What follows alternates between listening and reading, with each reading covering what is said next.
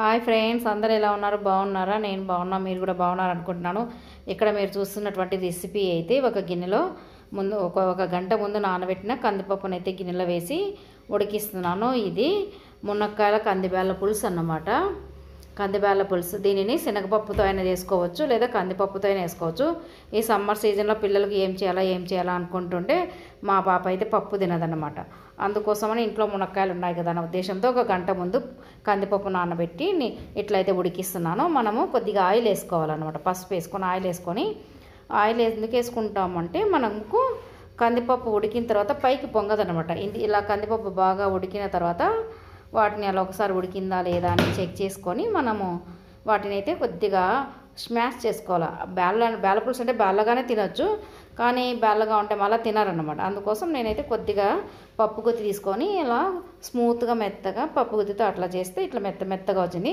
ముందే కట్ చేసి పెట్టుకున్నాము కదా మునక్కాయలు, ఈ మునక్కాయలను అయితే వేసాను నేను.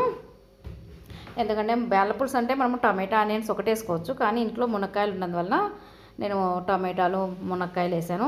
ఇక్కడ ఆనియన్స్ కూడా వేస్తున్నాను కదా, కొన్ని ఆనియన్స్ వేసాను. ఇంకా ఏమైనా వెజిటబుల్స్ ఉంటే ఆలు అవన్నీ ఉంటే వేసుకోవచ్చు, కానీ ఇంకా లెంతీ అవుతుంది అనేసి అంటే ఇంకా తినరనమాట పిల్లలు. ఊరికి అన్ని కూరగాయలు వస్తున్నాయి మమ్మీ అంటుంటారు.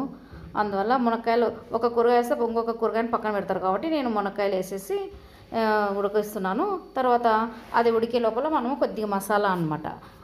దాంట్లో కొద్దిగా తెల్లవాయలు వేసాను మిక్సీలో. ఇందులో అల్లం వేయలేదు, కొత్తిమీర తెల్లవాయలు మాత్రమే పేస్ట్ చేసి మిక్సీలో పేస్ట్ను కూడా ఉడుకుతున్నటువంటి పులుసులో వేసాను. దీంట్లో కొద్దిగా నేను పచ్చి కరివేపాకు కూడా వేసాను అనమాట, ఎందుకంటే బాగా టేస్ట్ వస్తుందన్న ఉద్దేశంతో. సాల్ట్ అయితే నేను ఫస్ట్లో వేయలేదు, సాల్ట్ను లాస్ట్లో వేసాను.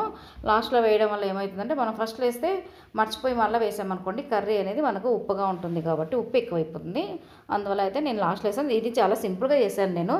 దీంట్లో ధనియాలు కానీ అల్లం పొడి కానీ అల్లం పేస్ట్ కానీ ఏమీ వేయలేదన్నమాట. నేను జస్ట్ సింపుల్గా లైట్గా చేశాను నేను, ఒక్క పూటకు మాత్రమే ఆఫ్టర్నూన్కి. అందుకే సింపుల్ రెసిపీగా చేసేసాను అనమాట.